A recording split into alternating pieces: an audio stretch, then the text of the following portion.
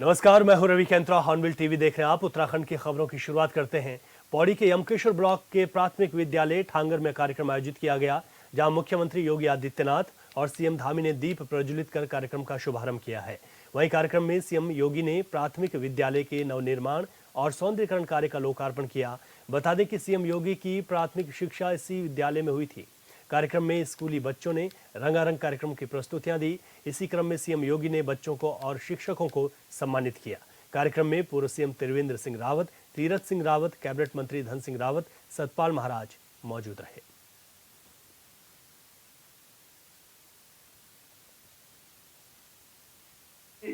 भी कभी जैसे आप सब इस विद्यालय में पढ़ रहे हैं, आप ही सब की तरह एक सामान्य छात्र थे और बहुत सामान्य परिस्थितियों में उनका भी जीवन आगे बढ़ा। आज तो इतना अच्छा योगी जी ने बना दिया, हमारे भरतिया जी ने यहाँ बना दिया और उत्तराखंड की सरकार भी लगातार प्रयास कर रही है। और पहले के समय में जीवन में अनेक अभाव होते थे, अनेक परेशानियां होती थी, अनेक कठिनाइयां होती थी। उसके बाद भी एक साधारण परिवार में जन्मे, यही पंचूर गांव में पले बढ़े, लेकिन आज आप देश के सबसे बड़े राज्य उत्तर प्रदेश के मुख्यमंत्री हैं। और योगी जी ने गढ़वाल विश्वविद्यालय से गणित विषय में स्नातक की पढ़ाई की, स्नातक में दाखिला लिया। परंतु उनके मन में शुरू से ही, जैसा कि अभी गुरुजी ने बताया, कि उनको बचपन से ही ऐसा दिखाई देता था कि वो जरूर एक दिन शून्य से शिखर तक की यात्रा को पूरा करेंगे। उनके मन में भावना थी। इसी कारण आप युवावस्था से ही गोरखपीठ के संपर्क में आए और हमारे देश के महान संत योगी अवैधनाथ जी के सानिध्य में आपने धर्म, समाज सेवा, राष्ट्र सेवा की शिक्षा प्राप्त की, जैसा अभी उनके बारे में आदरणीय त्रिवेंद्र जी ने संक्षिप्त में हम सबके सामने बताया। और आप जब 22 साल के थे तब आपने संन्यास ग्रहण किया और अपना समस्त जीवन समाज के लिए समर्पित कर दिया।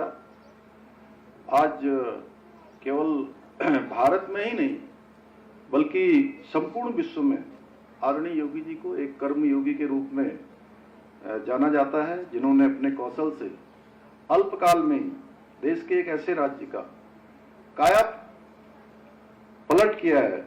और उस काया पलट ही नहीं, एक ऐतिहासिक कार्य किया है, जिनकी जनसंख्या विश्व के, उस राज्य की, उत्तर प्रदेश की जनसंख्या विश्व के कई देशों से अधिक है।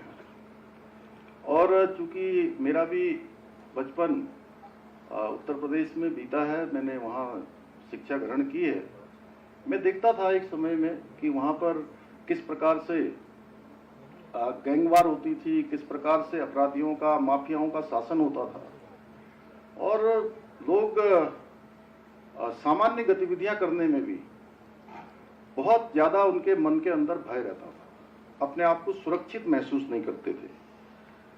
उस सब से बाहर निकालने का काम, लोगों को एक सुरक्षित परिवेश देने का काम आदरणीय योगी जी के नेतृत्व में 2017 के बाद हुआ।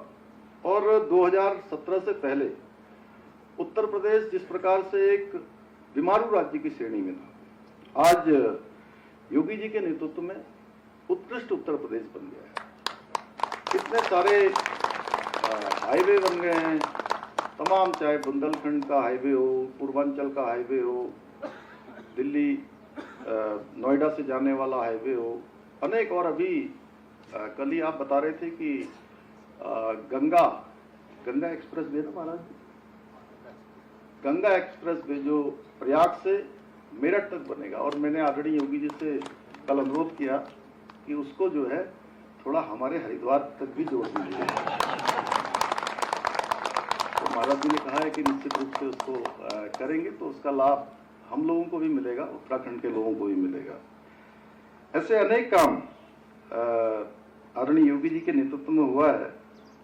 तो मैं आज के इस अवसर पर अपने प्रिय छात्रों से, छात्राओं से यही कहना चाहूँगा कि आप सब भी जीवन में अगर संकल्प लेंगे, सपना देखेंगे और ईमानदारी से उसके लिए प्रयास करेंगे, प्रयत्न करेंगे, तो निश्चित रूप से आप सबका सपना पूरा होगा। और यकीन मानिए यदि आपकी मेहनत सच्ची होगी तो निश्चित रूप से आप एक दिन सफलता अवश्य प्राप्त करेंगे। साधन नहीं थे, लेकिन हमारे गुरुजनों ने जिस उन सीमित साधनों से उस समय यहाँ की व्यवस्था कितना अनुशासित करके रखा था, साफ सफाई से लेकर के, पेयजल की व्यवस्था से लेकर के, बागवानी से लेकर के, ये सारी चीजों को एक साथ जोड़ने का कार्य कराया गया था। और परिणाम क्या थे? बच्चों की संख्या भारी होती थी। 250-300 बच्चे एक स्कूल में पढ़ते थे। तमाम प्रकार की प्रतियोगिताएं होती थी। सप्ताह में एक दिन हाफ डे होता था, उसके बाद बाल सभा होती थी, सांस्कृतिक कार्यक्रम होते थे, भाषण प्रतियोगिताएं होती थी। अगर वे बाल सभाएं नहीं होती तो हम लोग भाषण देना ही नहीं सीख पाते, सांस्कृतिक कार्यक्रमों में भागीदार नहीं बन सकते थे, किसी कार्यक्रम का हिस्सा नहीं बन सकते थे। समय समय पे खेलकूद की प्रतियोगिताएं होती थी। प्रतिदिन मॉर्निंग असेंबली होती थी, उसमें स्वच्छता के बारे में भी लोगों को प्रेरित किया जाता था।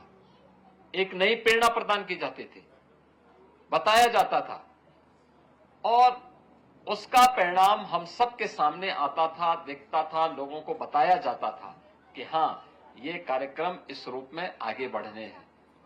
आज परिणाम हम सबके सामने है कि उस समय के निकले हुए बच्चे विपरीत परिस्थितियों में भी अपना मार्ग बनाए, लेकिन साधन होने के बाद जब समाज उसका उपयोग नहीं कर पाता है तो फिर वह किसी भी चुनौती से जूझने की सामर्थ्य नहीं रखता है। और मैं इस बात के लिए यहां पर आज धन्यवाद दूंगा कि ये साधन यहां पर सरकार के साथ साथ निजी संस्थाएं भी अब अपना साधन देकर के उसको और उपयोगी बनाने का काम कर रही हैं, जिसमें आज यहां पर यह सुविधा उपलब्ध करवा करके आईजीएल फाउंडेशन ने एक नहीं 4 विद्यालयों के लिए, थांगर के दोनों प्राइमरी स्कूल को भी और जूनियर हाई स्कूल को भी, ऐसे ही कांडी के जूनियर हाई स्कूल को और बिथाणी के प्राइमरी स्कूल को भी, ये चारों गवर्नमेंट के विद्यालय हैं। चारों विद्यालयों को इन्होंने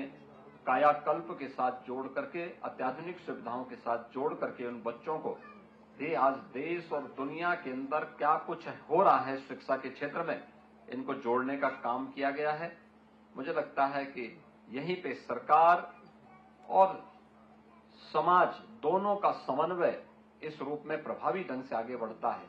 अब दायित्व तो बनता है हमारे शिक्षकों का, वे प्रभावी ढंग से अपनी भूमिका का निर्वहन अगर कर देंगे तो उसके परिणाम भी उसी रूप में आएंगे। मुझे बहुत अच्छा लगा आज यहाँ पे जब हम लोग बच्चों को पुरस्कार वितरण कर रहे थे, मैं उनके चेहरे की चमक से बता सकता था कि वास्तव में उनके मन में कुछ करने की तमन्ना है, वे कुछ करने की सामर्थ्य रखते हैं। उनके मन में अब एक नई जिज्ञासा पैदा हुई है देख करके, एक औपचारिकता नहीं, और मैं तो कहूंगा कि अब तो सरकार के स्तर पर बहुत कुछ प्रयास हो रहे हैं। हमें सरकारी स्कूलों से भागना नहीं चाहिए। सरकार साधन बढ़ा रही है। यहां के अभी माननीय मुख्यमंत्री जी ने भी और शिक्षा मंत्री जी ने भी अपनी बात कही कि क्या क्या सुविधाएं हम बना उसमें आगे उसमें अभिवृद्धि कर रहे हैं, कैसे उसको आगे बढ़ाने का काम कर रहे हैं। ये चीजें दिखाती हैं कि हम भी, समाज भी इसमें थोड़ा रुचि ले ले, हर स्कूल को भेजे, हर बच्चे को स्कूल में भेजे, समय समय पे स्कूल आए, देखें, एक संवाद होना चाहिए। और यहां पे जो बात कर रहे थे हमारे जो उस समय यहां के प्रधानाचार्य थे राजेंद्र सिंह रावत जी, वो बता रहे थे, यानी मुझे याद है कि अभिभावक कभी नाराज नहीं होता था अगर बच्चे की पिटाई होती थी तो। हमारे जो उस समय गुरुजन थे राजेंद्र सिंह रावत जी के हाथ में तो डंडा जरूर रहता था और वे बहुत स्ट्रिक्ट थे, लेकिन उतना ही अनुशासित भी रहते थे, उतना ही रचनात्मक भी थे, समय देते थे, पूरा समय देते थे। चलिए आगे बढ़ते हैं। दिल्ली में मतगणना जारी है, लेकिन शुरुआती रुझानों में बीजेपी को दिल्ली में बड़ी जीत मिलती हुई नजर आ रही है। इन्हीं रुझानों को देखते हुए उत्तराखंड के बीजेपी कार्यकर्ताओं में भी उत्साह देखने को मिल रहा है। इन रुझानों को लेकर बीजेपी प्रदेश अध्यक्ष महेंद्र भट्ट का भी बयान सामने आया। उन्होंने कहा कि दिल्ली की जनता अब आम आदमी पार्टी के चेहरे को पहचान चुकी है। आम आदमी पार्टी ने केवल दिल्ली में भ्रष्टाचार किया और जनता को गुमराह करने का काम किया।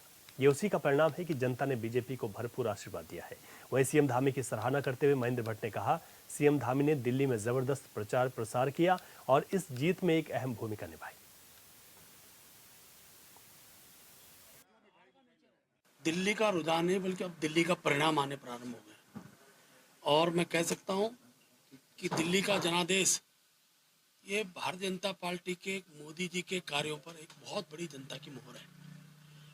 जिस प्रकार से अभी तक दिल्ली की जनता गुमराह किया गया, लगातार झूठे वादे करके जनता को दिग्भ्रमित किया गया और सत्ता में ऐसे लोग आए जिनका केवल भ्रष्टाचारी अपना एक उद्देश्य रहा, ऐसे लोगों को दिल्ली की जनता नकारा है। महानगर कांग्रेस कमेटी के अध्यक्ष जसविंदर सिंह गोगी के नेतृत्व में अमेरिका से भारत में लगभग 205 भारतीय नागरिकों को हथकड़ी लगाकर भारत वापस भेजे जाने के खिलाफ एस्ले हॉल चौक में अमेरिका और मोदी सरकार के खिलाफ जोरदार नारेबाजी करते हुए दोनों सरकारों का पुतला दहन किया गया। इस अवसर पर गोगी ने कहा कि जिस तरीके से भारत के नागरिकों को अमेरिका से अपने विमान से भारत भेजा गया, वह देश को शर्मसार करने वाला है। उन्होंने छोटे से देश वियतनाम का हवाला देते हुए कहा, जिस तरह से वियतनाम की सरकार ने अमेरिका को आईना दिखाने का काम किया, उसी तरह भारत को भी अपने नागरिकों के लिए विमान की व्यवस्था कर ससम्मान अपने देश लाना चाहिए था। देखिए, जो हमारे भारतीयों को जिस तरीके से अमेरिका ने अमानवीय तरीके से हिंदुस्तान भेजा है, उसकी जितनी भी कड़े शब्दों में निंदा की जाए उतना कम है। हम अमेरिका सरकार के खिलाफ और केंद्र सरकार के संयुक्त रूप से हमने अपना विरोध दर्ज कराया है और जिस हिसाब से उनके हाथों में हथकड़ियाँ, पैरों में बीड़ियाँ लाके हिंदुस्तानियों के साथ जो इन्होंने व्यवहार किया है, उसके विरोध में आज हम लोगों ने इनका पुतला दहन किया है और इसकी जितनी भी कड़े शब्दों में निंदा की जाए उतनी कम है। केंद्र सरकार को सख्त से सख्त कदम उठाने चाहिए इस चीज़ों के खिलाफ। अधिक जानकारी के साथ हमारे संवाददाता योगेश आर्य फोन लाइन पर हमारे साथ हैं। योगेश, ये प्रदर्शन पूरे भारत में कांग्रेस करती हुई दिखाई दे रही है और यही बानगी देहरादून में भी देखने को मिली। कांग्रेस की क्या कुछ पूरी मांग इस पर है? देखिए, बिल्कुल रवि, जिस तरह देखा जाए कि महानगर कांग्रेस कमेटी के अध्यक्ष जसविंदर सिंह गोगी के नेतृत्व में अमेरिका द्वारा भारत के लगभग 205 भारतीय नागरिकों को हथकड़ी लगाकर के जिस तरह वापस भेजा गया है, उसके चलते विरोध प्रदर्शन किया गया था और एस्ले चौक पर जिस तरह से उन्होंने मोदी सरकार और अमेरिका सरकार के खिलाफ जो प्रदर्शन करते हुए दोनों सरकार का पुतला दहन किया। उन्होंने कहा कि जिस तरह से गलत तरीके से भारत के नागरिकों को अमेरिका द्वारा अपने विमान से भेजा गया है और देश शर्मसार करने वाला है। उन्होंने कहा कि छोटे देश वियतनाम से हमें सीख लेनी चाहिए कि जिस तरह से उनकी सरकार ने अमेरिका को आईना दिखाने का काम किया, उस तरह भारत को भी आईना दिखाने का काम करना चाहिए था। लेकिन देखिए, जिस तरह से वहां पर अवैध रूप से जो भारतीय रह रहे थे उनको जिस तरह से भेजा गया है, हथकड़ी, हाथ में हथकड़ियां हैं, पैर में बीड़ियां तो भेजा गया है और उसकी तस्वीरें जब से वायरल हो गई है, तब से लगातार जो है देश में जो विपक्ष है वो हमलावर होता हुआ नजर आ रहा है और इस तरह के सवाल उठा रहा है। तो निश्चित तौर पर इस बानगी देहरादून में भी देखने को मिली है कि कांग्रेस महानगर कमेटी की तरफ से जो है पुतला दहन किया गया है। जी ठीक है योगेश, बहुत शुक्रिया आपका अपडेट्स के लिए। आगे बढ़ते हैं। उत्तराखंड सरकार में दिग्गज मंत्री रहे दिवंगत सुरेंद्र राकेश की आज 10वीं पुण्यतिथि है। पिछले कई सालों की तरह इस साल भी 2 अलग अलग जगहों पर पुण्यतिथि मनाई गई। पूर्व मंत्री सुरेंद्र राकेश की पत्नी ममता राकेश और उनके बेटे अभिषेक राकेश ने दिवंगत मंत्री की प्रतिमा पर पुष्प अर्पित कर उन्हें श्रद्धांजलि दी। वहीं अपने पिता को याद करते हुए अभिषेक राकेश ने उन्हें महान आत्मा बताया। उन्होंने कहा कि उनके पिता एक महान नेता थे जो जनता के दिलों में हमेशा जिंदा रहेंगे। इस चुनाव में देकर देखिए, स्वर्गीय सुरेंद्र राकेश जी ऐसे कद्दावर नेता थे कि उन्होंने जो बड़े बड़े काम अपने सामने ही, उनके सामने बहुत सारे काम ऐसे थे जो उन्होंने अपने सामने ही करा दिए। क्या वो तहसील की बात हो, तहसील हमारा भगवानपुर बना, स्वर्गीय सुरेंद्र राकेश जी काबीना मंत्री बने, उनके तत्काल बाद बनते ही उन्होंने सबसे पहला जो प्रस्ताव सरकार ने अपना पास किया था वो भगवानपुर तहसील का था और वो तहसील तत्काल में आप लोगों के सामने बन चुकी है और आज देख रहे हैं उनकी बिल्डिंग भी यहाँ पर बनकर तैयार हो गई है। चाहे नगर पंचायत की बात हो, आप नगर पंचायत में भी उनके माध्यम से बनाया गया है हमारा नगर पंचायत भगवानपुर और हमारे लिए बड़ा गर्व का विषय है कि स्वर्गीय सुरेंद्र राकेश जी नगर पंचायत का निर्माण यहाँ पर किया था अपनी सरकार में और गर्व हमारे लिए ये है कि उस नगर पंचायत में सबसे पहले उनकी माता जी, हमारी माता श्रीमती सती देवी चेयरमैन के पद पर विराजमान हुई, एक इतिहास में लिखा गया है। और निश्चित रूप से बहुत बड़े बड़े काम माननीय मंत्री जी अपने समय में किए हैं और उस व्यवस्था को आगे बढ़ाने के लिए पूरी तरह निश्चित रूप से उनका भाई, छोटा भाई उपस्थित है और जनता की सेवा में रहता है। 24 घंटे उनके बताए मार्ग पर चलते हुए सर्व समाज को साथ लेकर चलने का काम हमारे माध्यम से हो रहा है। नगर पालिका रानीखेत चिलियानौला के शिव मंदिर प्रांगण में नवनिर्वाचित अध्यक्ष और सभासदों के शपथ ग्रहण समारोह का आयोजन किया गया, जिसमें संयुक्त मजिस्ट्रेट राहुल आनंद ने नवनिर्वाचित अध्यक्ष अरुण रावत और 60 वार्डों के सभी सभासदों को पद और गोपनीयता की शपथ दिलाई। इस मौके पर मौजूद विधायक ने नवनिर्वाचित अध्यक्ष और सभी सभासदों को फूलमाला पहनाकर शुभकामनाएं दी। विधायक ने कहा कि नगर पालिका चिलियानौला एक छोटी नगर पालिका है, जिसमें रानीखेत को मिलाना उनकी प्राथमिकता रहेगी। साथ ही उन्होंने नगर पालिका के विकास के लिए हर संभव प्रयास करने का भरोसा दिया। इस मौके पर सीईओ, अधिशासी अधिकारी भी मौजूद रहे। सर्वप्रथम मैं तो क्षेत्र की जनता का धन्यवाद करना चाहता हूं आपके चैनल के माध्यम से कि इन्होंने मुझे अपना अपार प्यार और प्रेम दिया, जिससे मैं यहां अध्यक्ष पद पर सुशोभित हुआ हूं। देखिए, जो भी समस्या पानी से लेकर हो, बंदरों से हो या सड़कों की जो भी समस्या रहेगी, उसके समाधान के लिए मैं यहाँ क्षेत्र की जनता के संग हमेशा खड़ा रहूँगा और उनके समस्याओं का समाधान करने के लिए हमेशा तत्पर रहूँगा। देखिए, स्वास्थ्य संबंधी यहाँ समस्या है, सामुदायिक स्वास्थ्य केंद्र खोलना मेरा प्राथमिकता रहेगी। पानी की समस्या है, जिसके लिए हमेशा हमने लोगों ने आंदोलन किया है। अब मैं खुद पद में हूँ, तो मैं इसका निराकरण करने का पुरजोर कोशिश करते रहूँगा। उत्तरकाशी में पीएम मोदी के आगमन को लेकर अपर जिलाधिकारी प्यारेलाल शाह ने हर्षिल में होटल और होम स्टे व्यापारियों के साथ बैठक की। इस दौरान उन्होंने सभी तैयारियों का जायजा लिया और कहा कि पीएम की शीतकालीन यात्रा के आने से यहां पर्यटन तीर्थाटन से हर्षिल घाटी को नई पहचान मिलेगी।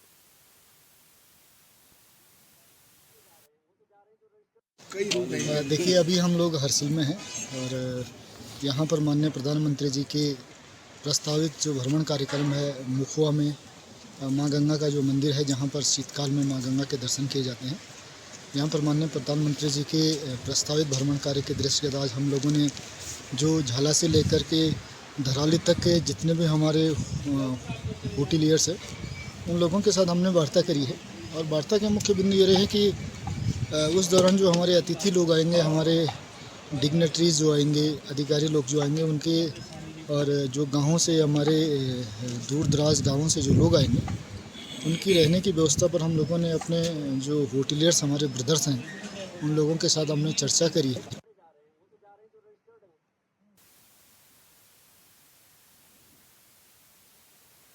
अधिक जानकारी के साथ हमारे संवाददाता दीपक नौटियाल फोन लाइन पर हमारे साथ हैं। दीपक, किस तरीके की तैयारियां आप यहां पर देखते हैं प्रधानमंत्री के प्रस्तावित दौरे को लेकर?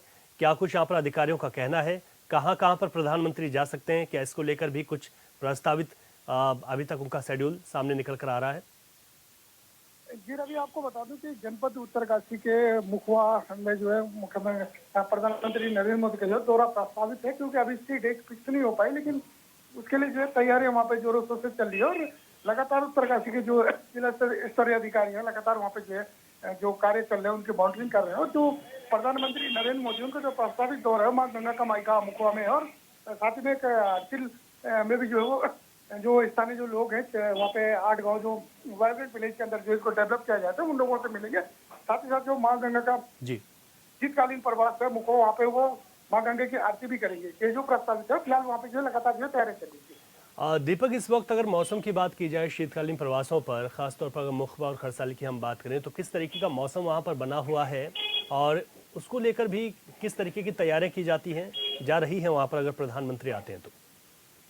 जी बिल्कुल, अभी आपको बता दूं कि जनपद उत्तरकाशी का मैं अभी मुख्यालय की बात करूँ तो यहाँ पे मौसम साफ है। वो जो उच्च हिमालय क्षेत्र जैसे मुखवा, धराली वगैरह, तो वहाँ पे भी फिलहाल जो है मौसम साफ बना हुआ। अभी 2 दिन पहले जो है थोड़ा हल्की सी जो बर्फबारी वहाँ पे हुई थी, लेकिन फिलहाल जो है मौसम साफ। और जो जिला के अधिकारी हो जहाँ पे जो तैयारी में लगे हो, और अगर मान लीजिए बात मौसम खराब भी होता तो वहाँ पे पूरी इस टाइप की व्यवस्थाएं हैं कि जो प्रधानमंत्री यहाँ पे आएंगे तो वहाँ पे पूरी सुविधाएं जो हो सकती है। ठीक है, बहुत शुक्रिया दीपक आपका जानकारी के लिए।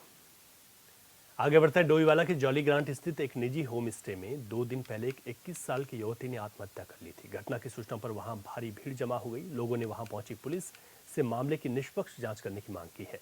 फिलहाल पुलिस ने मामले की जांच शुरू कर दी। पुलिस से हमें से मांग कर रहे हैं कि हमारी लड़की को न्याय मिलनी चाहिए जैसे उसके साथ है वैसे उसके साथ भी होनी चाहिए जिसने ये काम किया। लड़की कब से यहाँ पर काम कर रही थी, कब से नौकरी कर रही थी? 5-6 महीने ये और एयरपोर्ट में रहती थी। अब तो हम रानी पोखरी में रहती थी प्रॉपर्टी डीलर के साथ। हम आए से पता नहीं कि कौन है, कैसे है, क्या है, कहाँ रहता है, उससे हम कुछ पता नहीं। आपका नाम क्या है? असुरभि देवी। कहाँ के रहने वाले हैं? घनसाली। अभी तक यही प्रकाश में आया है कि ये आत्महत्या का मामला है। फिलहाल अभी पोस्टमार्टम होना बाकी है, जिसमें पता चल पाएगा कि सच्चाई क्या है। और दूसरी बात ये कि कुछ ऐसी अफवाहें कुछ सोशल मीडिया पे फैलाई जा रही हैं कि युवती के साथ कुछ गलत हुआ है और गैंग रेप जैसी बातें कही जा रही हैं, जबकि ऐसी कोई भी सच्चाई, अभी ऐसी कोई भी बात हमारे सामने नहीं आ पाई है। और इसमें जो भी ऐसी अफवाह फैला रहे हैं बिना किसी तथ्य के जानकारी के, ये गलत है। परिजनों से भी बात हुई है और जो वहाँ पे होटल में होटल के मालिक और बाकी जो लोग रुके हुए थे उनसे भी बात हुई है। साथ साथ और भी लोगों से भी पूछताछ जारी है। इस बुलेटिन में अभी के लिए इतना ही। खबरों से अपडेट रहें और देखते रहे हॉर्नबिल टीवी। इजाजत दीजिए, नमस्कार।